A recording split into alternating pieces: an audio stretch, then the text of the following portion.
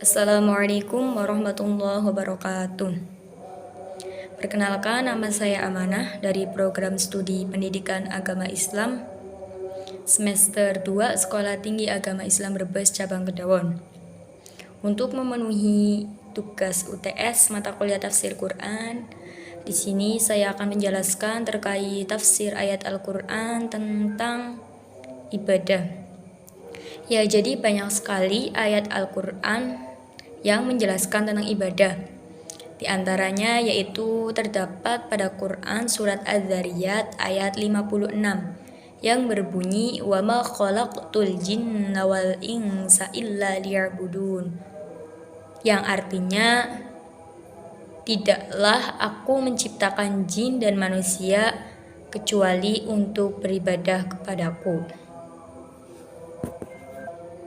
Ya, pada ayat ini Allah menegaskan bahwa Allah tidaklah menjadikan jin dan manusia melainkan untuk beribadah, untuk mengenalnya agar menyembahnya. Dalam kaitan ini Allah Subhanahu wa taala berfirman pada surat At-Taubah ayat 31 yang berbunyi wa ma umiru illa liya'budu ilahan wahida la ilaha illahu subhanahu amma yusyrikun, yang artinya padahal mereka hanya disuruh menyembah Tuhan yang Maha Esa. Tidak ada Tuhan selain Dia. Maha suci Dia dari apa yang mereka persekutukan. Dan para ahli tafsir berpendapat bahwa maksud ayat tersebut ialah bahwa Allah tidak menjadikan jin dan manusia kecuali untuk tunduk kepadanya dan untuk merendahkan diri. Maka setiap makhluk, baik jin maupun manusia, wajib tunduk kepada peraturan Allah dan menerima apa yang Allah sudah takdirkan untuk mereka. Dan juga tak seorang pun dapat memberikan manfaat atau mendatangkan mudorot karena semuanya adalah kehendak Allah Subhanahu wa taala. Ya, jadi pada ayat tersebut Quran surat Az-Zariyat Allah Subhanahu wa taala menegaskan bahwa Allah menciptakan manusia dan jin hanyalah untuk beribadah kepada Allah.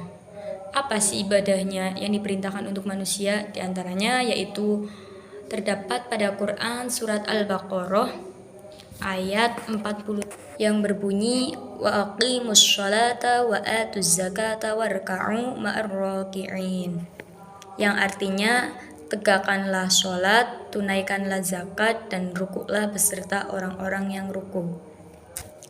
Ya, Imam Jalaluddin dalam kitab Tafsir Jalalain mengatakan surat Al-Baqarah ayat 43 memerintahkan kalangan ahli kitab Madinah untuk melakukan sholat bersama mereka yang melakukan sholat, yaitu Nabi Muhammad dan para sahabatnya.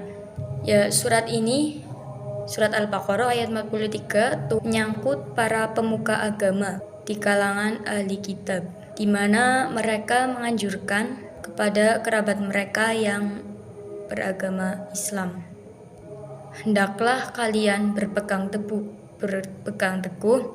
kepada agama Muhammad, karena agama yang diajarkannya adalah kebenaran. Imam Al-Baidawi dalam kitab Anwarut Tanzil wa Asrarut Ta'wil mengatakan sholat dan zakat yang dimaksud pada surat Al-Baqarah ayat 43 adalah sholat dan zakat Nabi Muhammad dan para sahabatnya. Karena ibadah sholat dan zakat selain mereka bukan ibadah sholat dan zakat. Imam Al-Baidawi juga mengatakan pada ayat ini Allah memerintahkan ahli kitab untuk melaksanakan syariat Islam setelah memerintahkan mereka untuk mengimani pokok-pokok ajaran Islam. Surat Al-Baqarah ayat 43 ini menjadi dalil bahwa non-muslim dibebani pelaksanaan syariat. Ya, isi kandungan pada surat Al-Baqarah ayat 43 yaitu Allah memerintahkan ahli kitab Madinah untuk sholat bersama dengan barisan Nabi Muhammad SAW dan para sahabatnya, itu dengan sholat berjamaah. Pasalnya, sholat berjamaah berbanding 27 derajat dengan sholat sendiri.